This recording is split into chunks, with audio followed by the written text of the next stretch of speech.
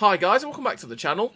Today I've got a video covering the Metal Fest Act 1 Earn Challenge and Community Event, where you can earn one of either the HMH 58 or the Huntsman Centurion, and also earn yourself a 50% discount on either the Dragula T55 AGM or the Thunder Chief Object 452K, and you'll get a 30% discount on either one of those as well.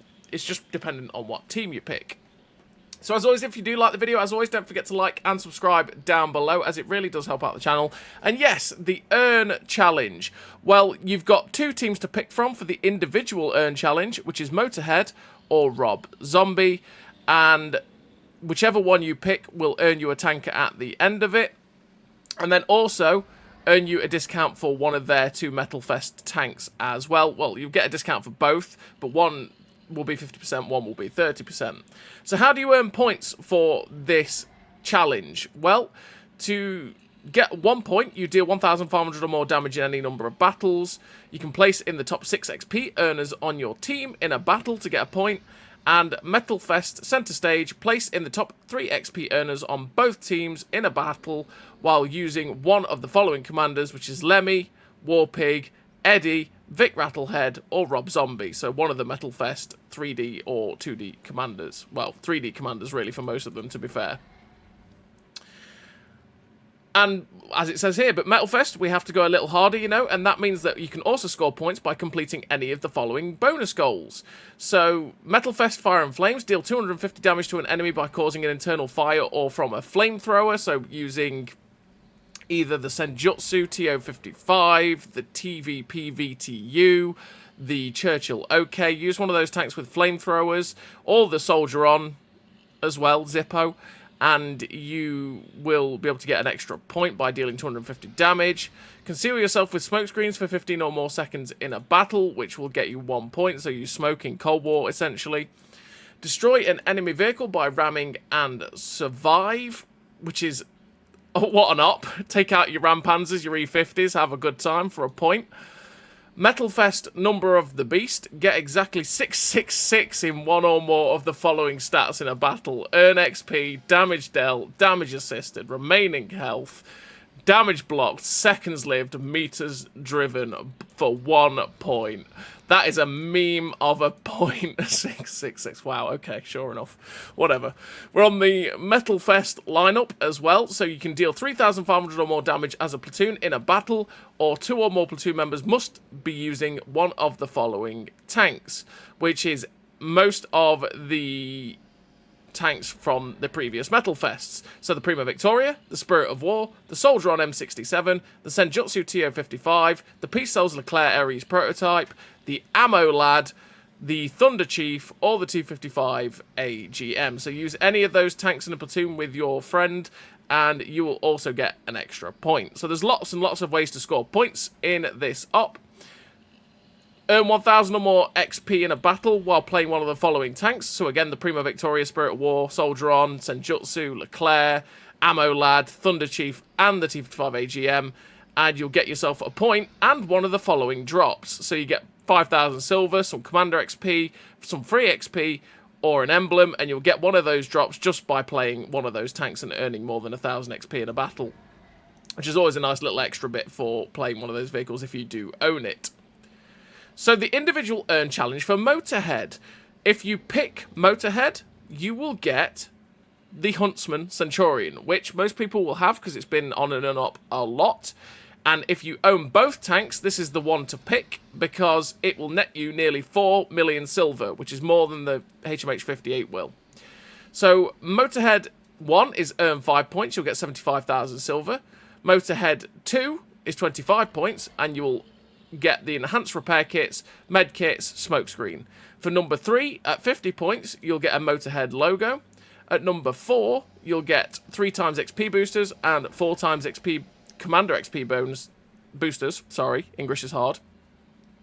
At Motorhead 5, for 105 points, you'll get the Spade emblem. At 150 points, which is Motorhead 6, you'll get the Pyrotechnics flames for your garage. It's garage gear. Really cool flames. You'll see that in a minute when we go back and have a look at the Huntsman and the HMH 58 in the garage. And at Motorhead 7, For 200 points, you will earn yourself the Huntsman Centurion and an emblem and the Metal Fest emblem as well. So that's what you get for picking Motorhead. For picking Rob Zombie, however, you will get yourself the HMH 58, which is 2.8, nearly 2.9 million silver for earning it if you already have it, which is why I say if you're going to do it, pick the Huntsman because you'll get more silver. So at Rob Zombie 1, for 5 points, you'll get 75,000 silver. At Rob Zombie 2, for 25 points, you'll get 5 repair kits, med kits, and smoke screens. At 3 for 50, you'll get the Rob Zombie Inscription. At 4 for 75 points, you'll get the Vehicle XP Booster and the Commander XP Booster. At Zombie 5 for 105 points, you'll get the Hellbilly Emblem. At Rob Zombie 6 for 150 points, you'll get the Pyrotechnics, the flames for the garage as well, which are pretty cool, like I say. And at Rob Zombie 7 for 200 points, you'll get yourself the HMH 58 with the Metal Fest emblem and the emblem for the Heavy Metal Hero 3 as well. So it's your choice as to what you want to pick, what you want to earn. Naturally, most people might not actually have this HMH 58, so it could be a good pickup, but you don't also want to base your pick on what you will earn, because there is currently the community event going off as well, which is for a discount for one of the 2 new Metal Fest tanks. So diehard fans know there is no event that brings hardcore enthusiasts together like a music festival. Our equivalent is the Metal Fest community event, and here's the thing: no matter which artist you choose from in the personal earn challenge, your points will count towards the community event as well. And after stage 4, discounts on both of this year's new Metal Fest tanks will be unlocked for the entire community. Important, the discounts you receive will be affected by the act you choose for your individual earn challenge, so you've got to be careful with which one you pick if you do want to pick up one of these 2 new tanks, which you can check out the reviews that are already up on the channel for.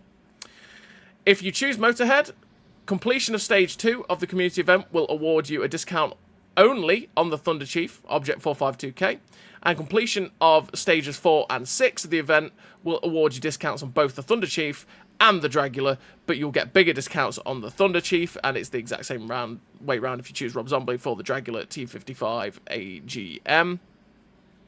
So for this community earn event, at Metal Fest 1 for 1 million points for the community, you'll get 100 grand of silver. At Metal Fest 2 for 2.5 million points, you will get 15% discount on the Thunder Chief, or a 15% discount on the Dragula, depending on which way you've picked. At Metal Fest 3 for 4 million points, we'll get 2 days of premium account, which is quite nice. At Metal Fest 4 for 6 million points, you'll get either 30% discount on the 452K or a 30% discount on the 55 AGM, but you'll also earn yourself a 15% discount on the opposite one that you didn't pick. At 8 million points for the community, you'll get yourself some Pyrotechnics Sparks in the garage.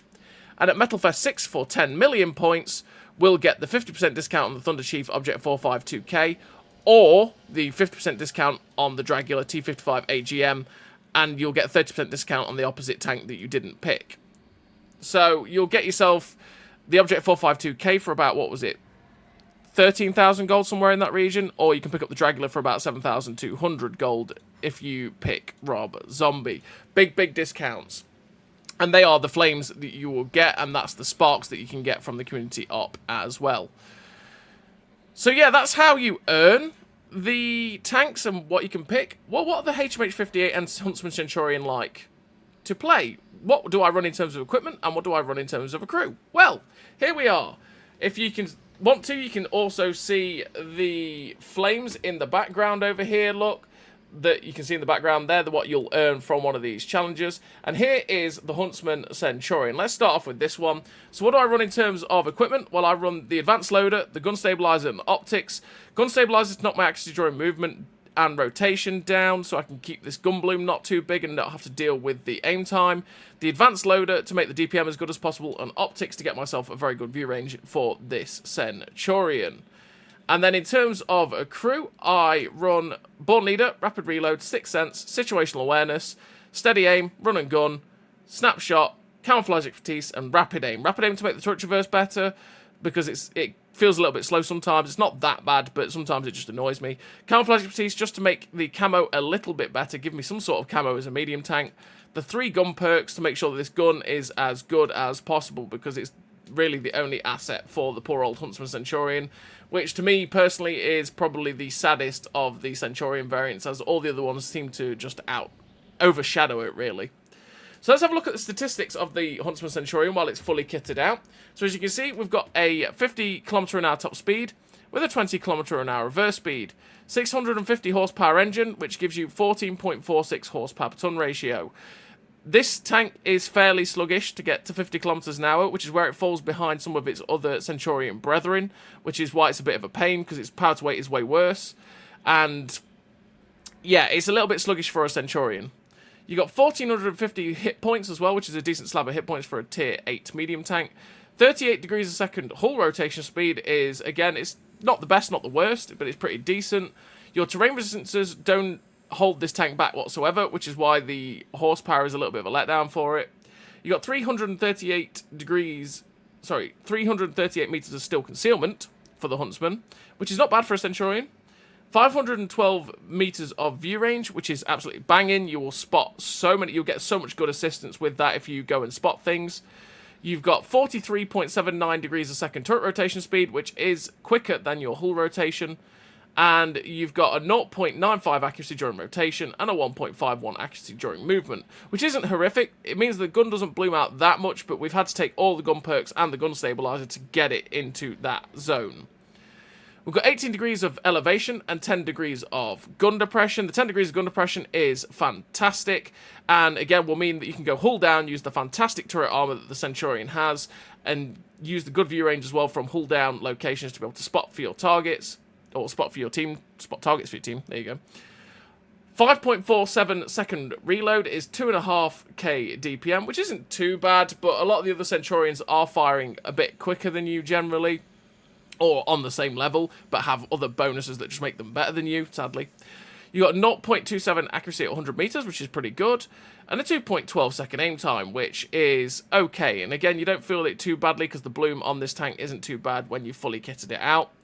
You got 226 penetration on the standard AP rounds, with 258 penetration on the premium APCR, with 1,020 meters a second shell velocity and 1,275 meters a second shell velocity on the premium APCR rounds as well.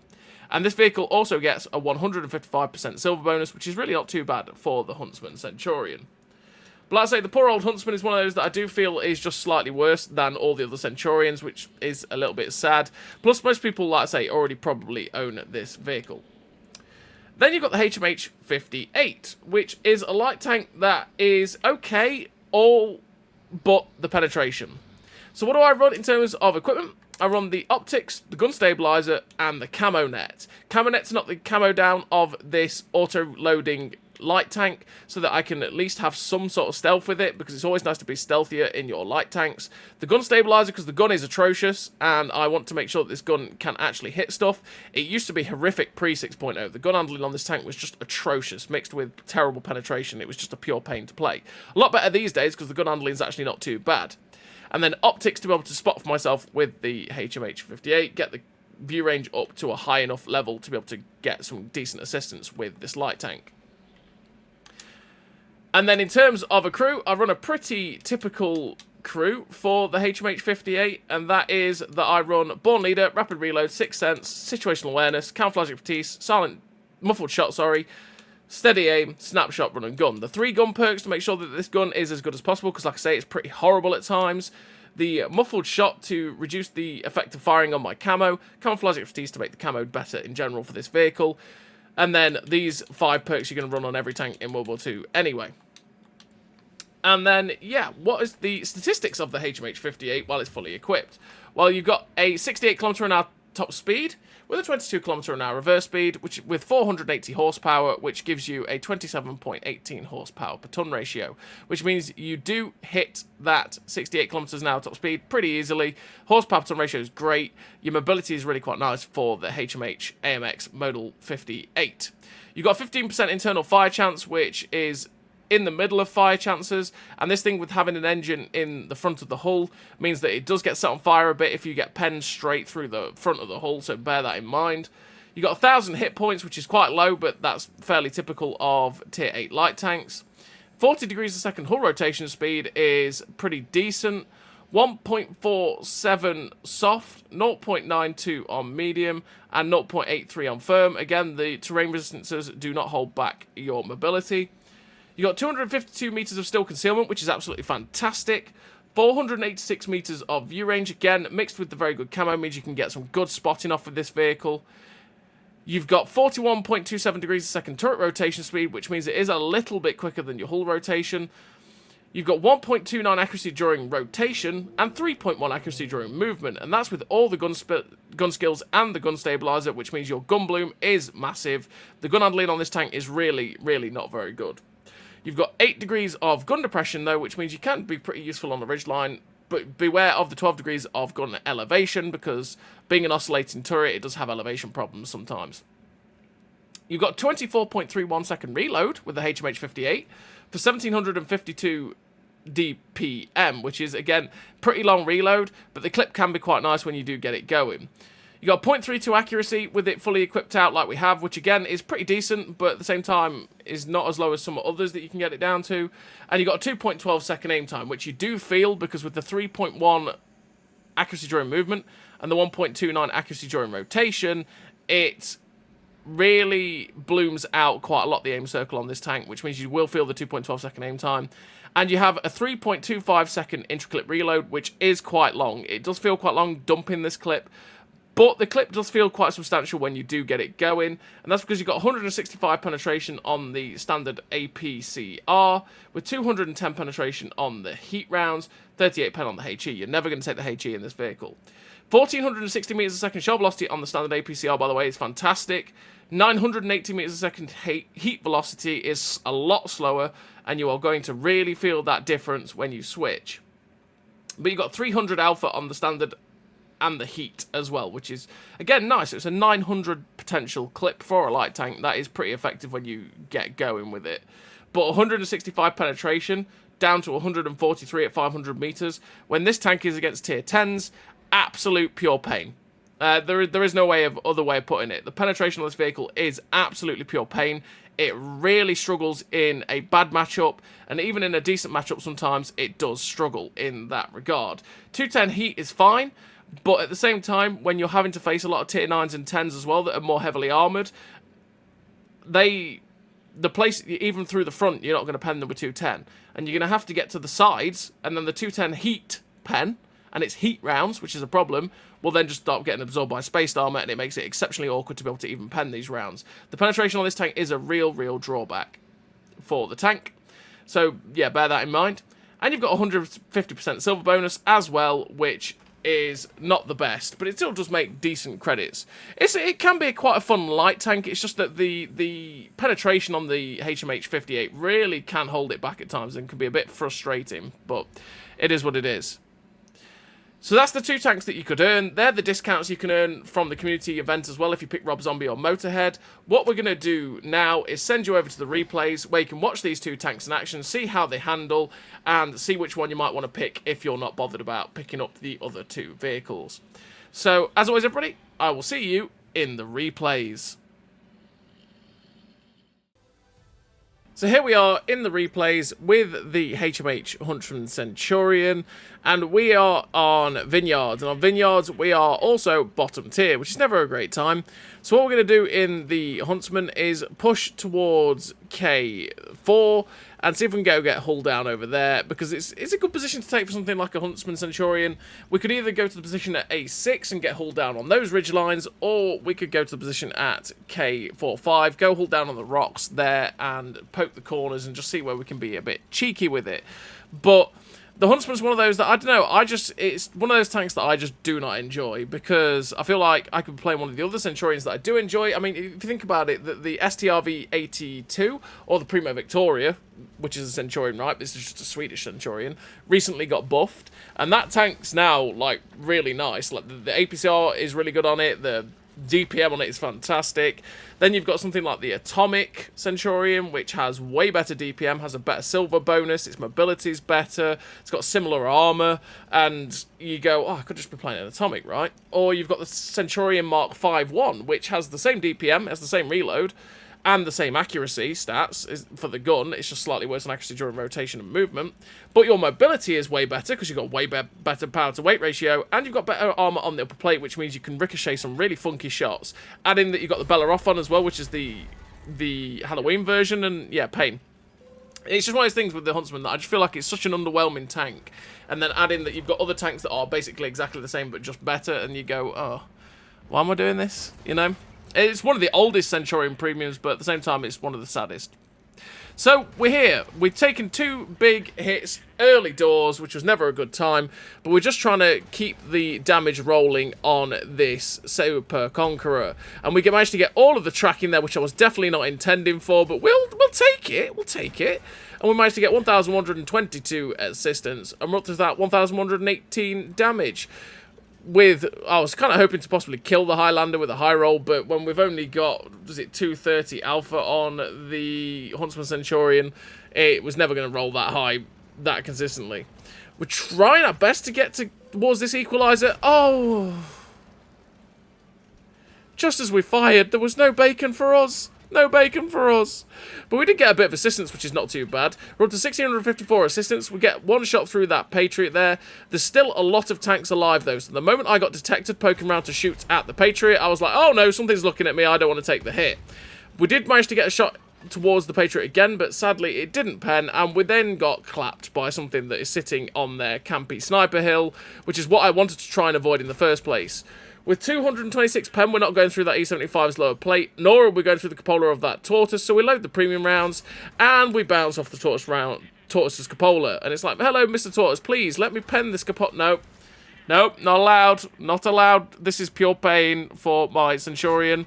Go for the shot into the cupola again, and it misses. Like, this gun is super accurate. It feels like it shouldn't miss that kind of shot. Bounce again. 258 penetration is apparently just really struggling with this Tortoise cupola. It's because we're at distance, right, and the penetration drop off of the APCR is a little bit. I mean, we dropped down to 258 millimeters of penetration at this range on the Centurion, which is still not bad, but I felt like I should have been easily going through that Tortoise's cupola, but hey, it wasn't happening. It wasn't to be, and we got no more damage on that.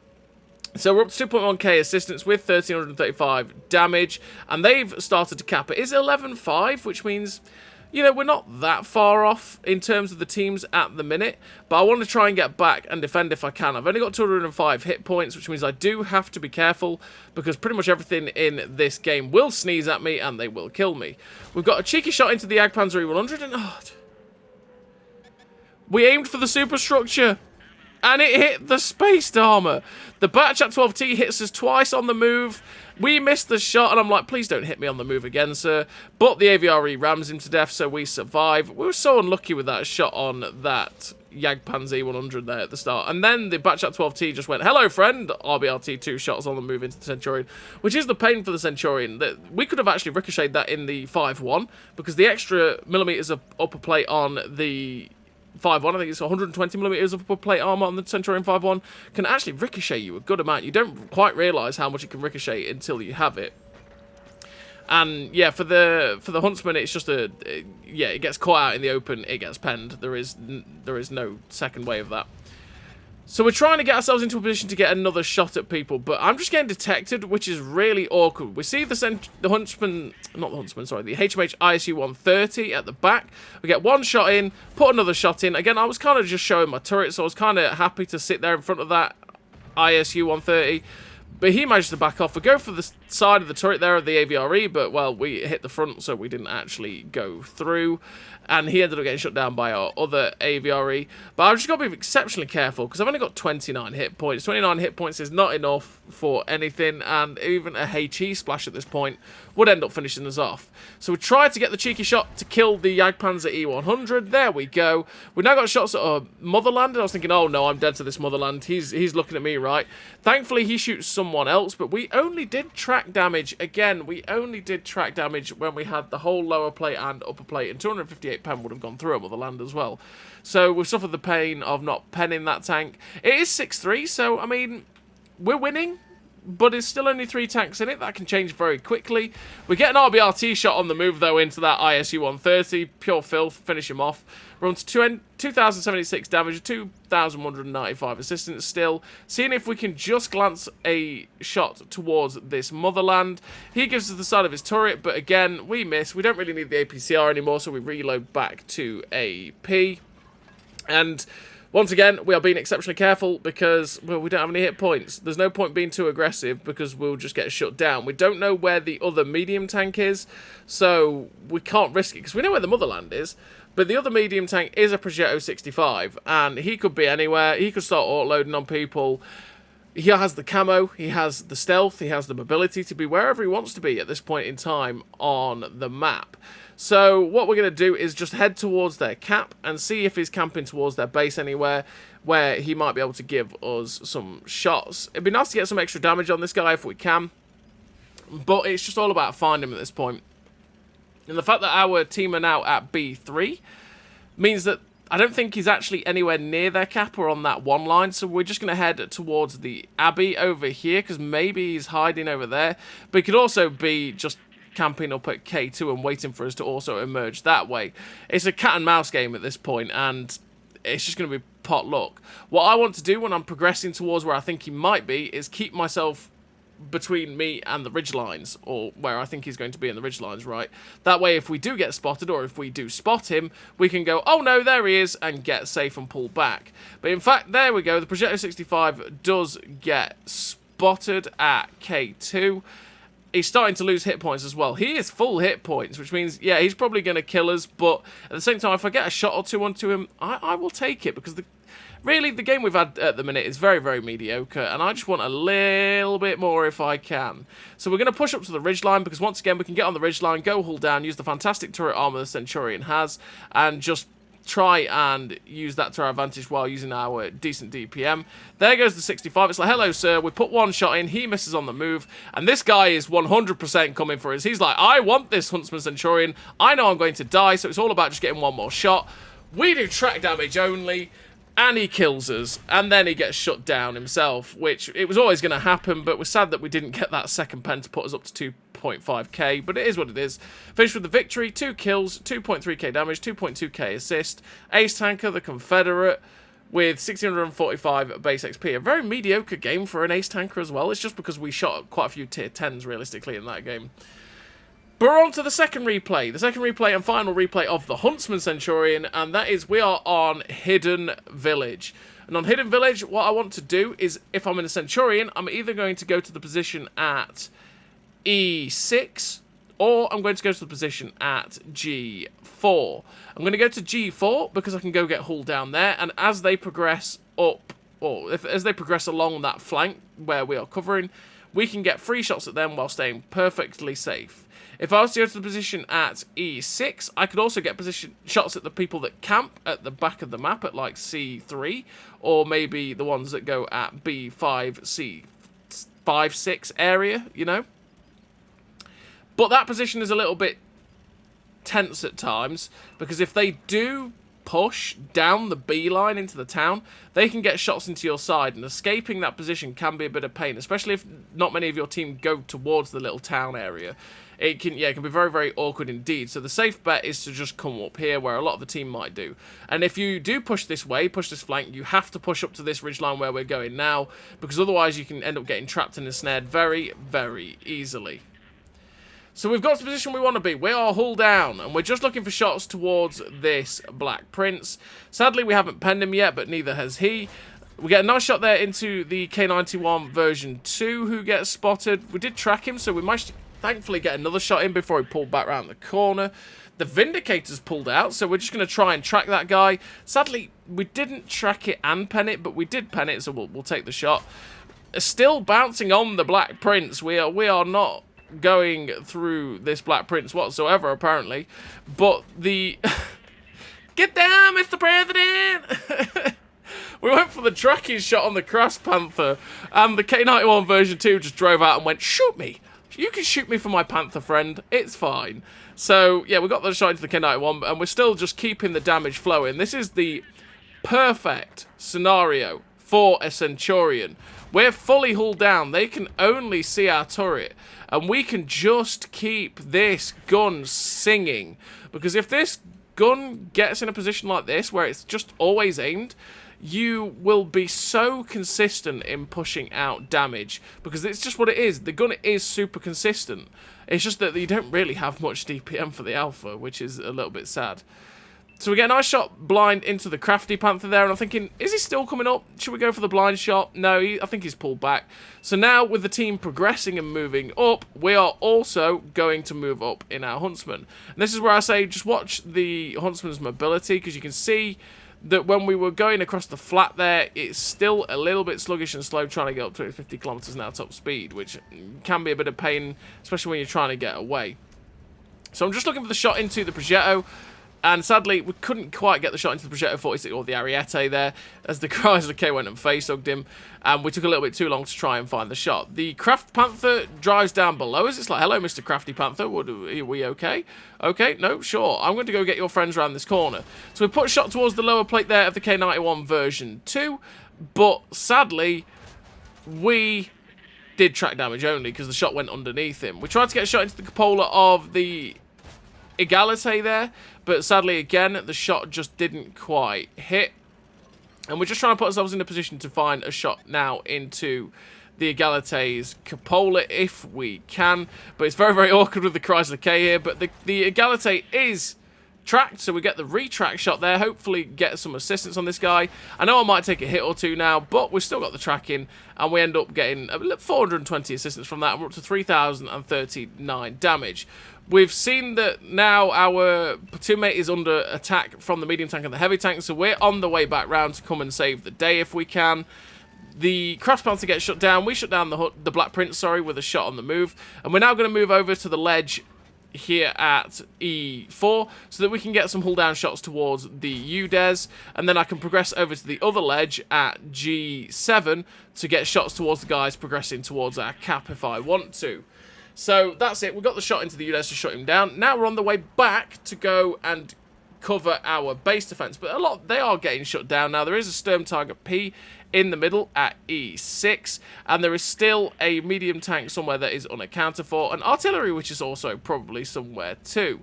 So we've just heard the Sturm Tiger P fire, so it's like, okay, you know what? I came over here to shut the guys down as they came out of the town, but there is no one really left in the town. Let's get after this Sturm Tiger P. We know he's fired. He could kill me in one shot, which will be very, very awkward, but thankfully it's also just very, very awkward to fight in a Sturm Tiger P, and we outdid his traverse, got round the tank, and now we're in the perfect farming position for this fake Ferdinand. And we get the tracking shot in now to feed us a little bit more assistance if he was to get shot. But we finish him off with the shot to kill the Sturm Tiger P. There's only artillery left now on the enemy team, and it's like, okay, where's this enemy artillery? Obviously, you can see that our platoon mate is down at B2. There's no artillery. There's no artillery at C1 either. So he's got to be in the town, right? There's a possibility he is in the town. So we're going to have to go huntsmaning, the Batchat. But the thing is with the Batchat arty is that it is a very, very fast artillery. And there's every chance that he could have escaped somewhere very, very easily and run away to wherever we don't know. So the likelihood is, I'm thinking, he's possibly in this corner here at A8, A9, just hiding around the corner. I'm fully expecting to get shotgunned. But no, he's not here. It's like, well, okay. Where is the artillery then? If he's not in this corner, he's not towards their cap. Where is he? How's he got there? Because I'm sure that we've had every line of sight of this map covered. So we're kind of grasping at straws as to where this artillery's gone. And in fact, there we go. How has he got there? It's not a batch artillery, it's M4043. How has he got there? That's quite impressive that he got there without being spotted by anyone. But I'm now looking at that M4043 going, oh no, he's going to die to the RT and the medium tank now. There's no chance I'm getting there.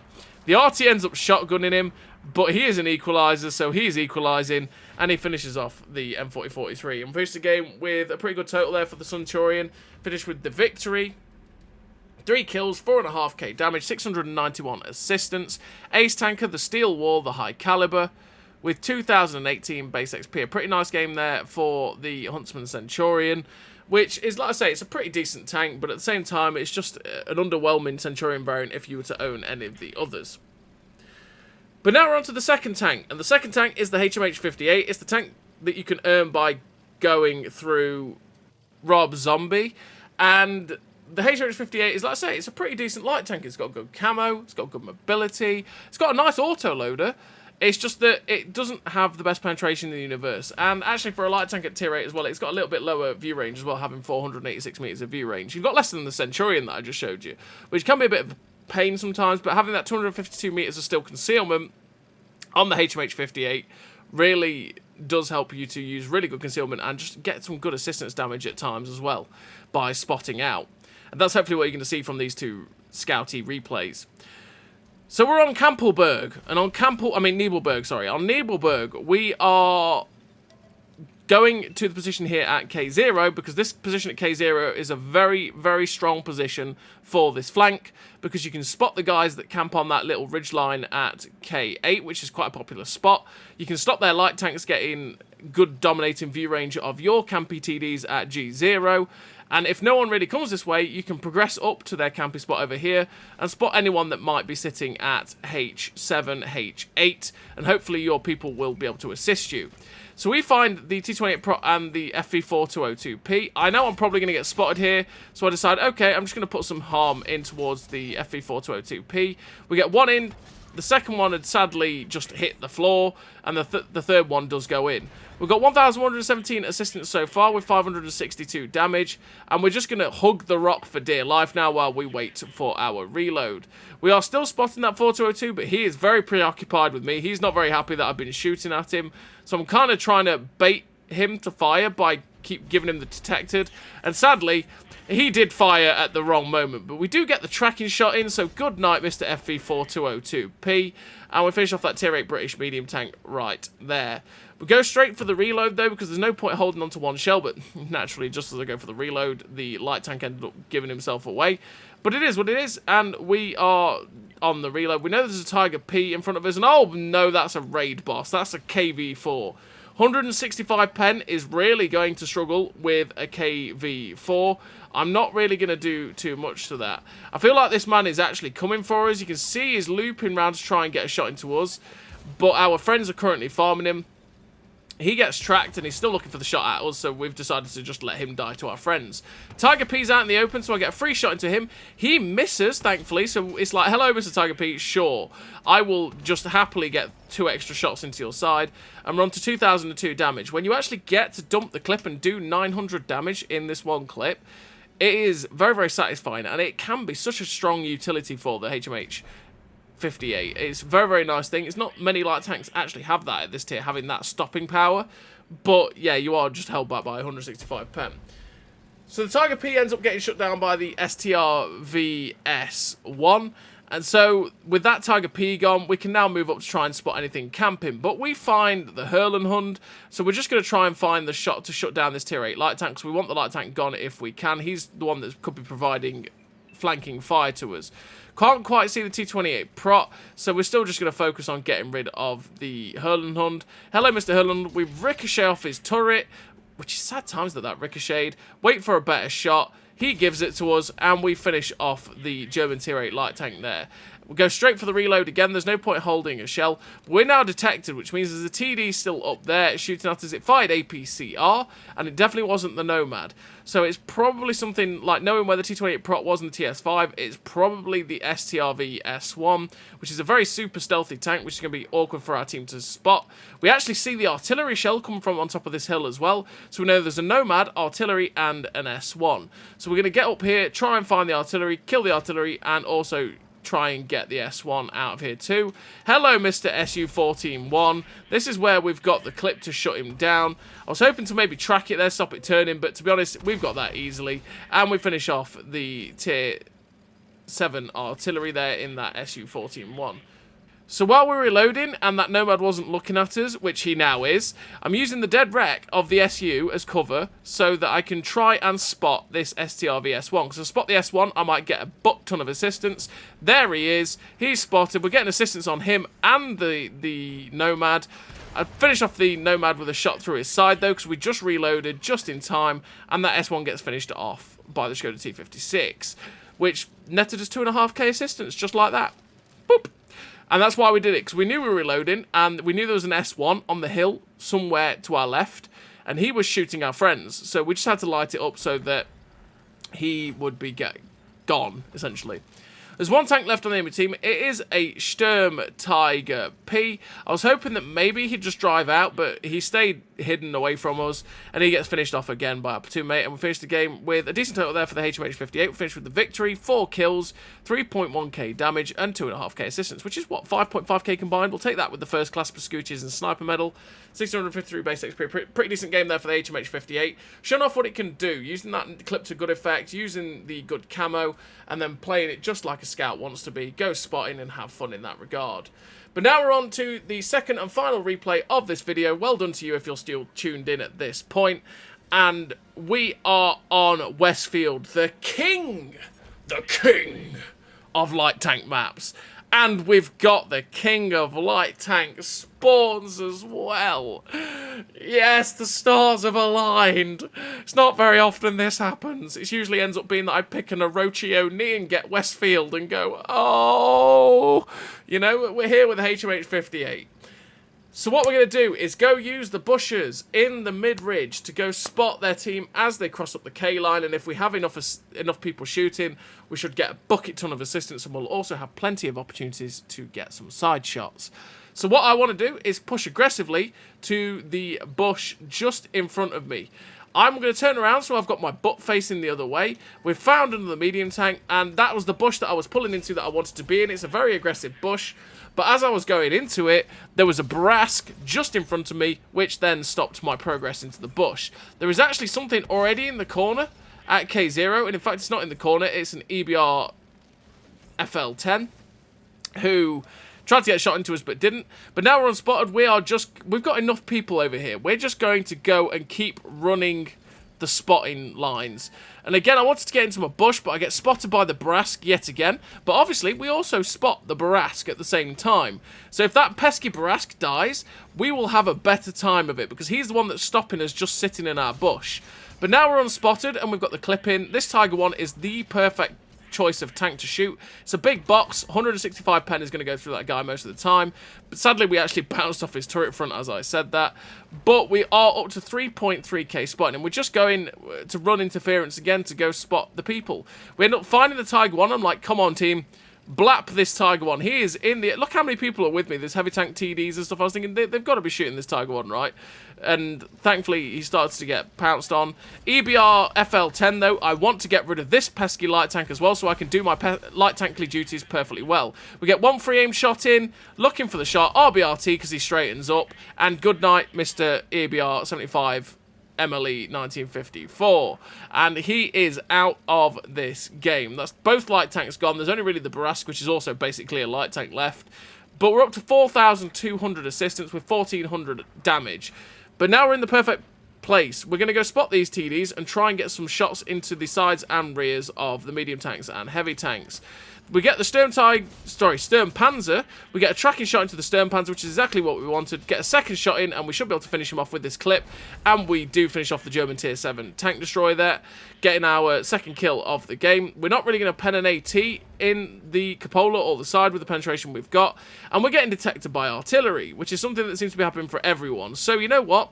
Mr. Piggy, I like my bacon, and you are in this game still, which is a sad time for me. It's a bad time for you now, my friend. So we're going to go find the Piggy, get rid of the artillery so that our team stops getting pooed on from the sky, and that way we can just fight the normal tanks. And there it is, Mr. GW Panther. We get one shot in, snapped in. I was kind of hoping maybe I could track it, get a second shot in, which does track it, and now we're just counting on luck for him to not fire and shotgun us, and thankfully he didn't do that, and we managed to finish off the piggy.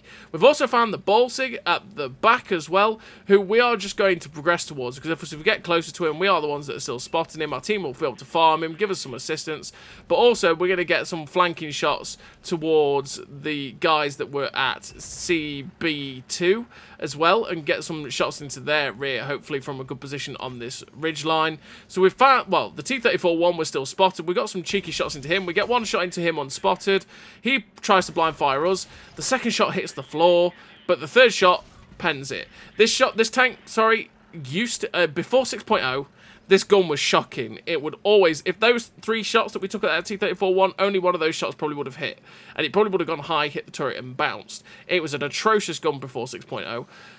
Post 6.0, with all the gun buff stats, this gun is actually pretty decent, but it still feels wonky at times, and you can feel the aim time with the bloom. And this is where the penetration kind of sucks as well, because 165 pen at that angle, most of the tanks would not struggle to go through that HMH ISU-130, but sadly we did. We tried to also get the shot into the Barask there, and the shot just went, lol, no, I'm not going to hit that as well, and we missed the Barask. We've got to be careful of the Barask, because he could do some serious damage to us. We do try and get a shot into the ISU side once again, but it bounces, and he ends up missing us, thankfully. But this ISU is the one that I want now, with the final clip of APCR I have left in the tank. Just waiting for the reload, and we are going to get stuck in and clip him out if we can, and get us another 4th kill of this game. He drives out from around the side of the building, which means I can't quite get the shot into him, but it's like, hello Mr. ISU-130, we get 1 in, we get 2 in, get our 4th kill of this game, and the Barask has run past our party people, and has actually got shut down. There's only 2 tanks left on the enemy team, and we're not going to get a chance to do any more damage to them, because we've capped out. And we finished the game with the victory. 4 kills, 4,033 damage, 4,600 assistance, that's 8.6k combined. The ace tank of the Pascuchis, the high caliber, with 2,200 base XP. A really nice game for the HMH 58 there, which is a pretty decent tank. It's just it does get really held back by the penetration. Out of the 2 tanks, I would probably say that this is the one to pick up, and especially since most people probably won't have it. But it depends whether which of the Dragula or the Thunder Chief that you also want with a better discount. So as always, everybody, thank you very much for watching, and I'll see you next time.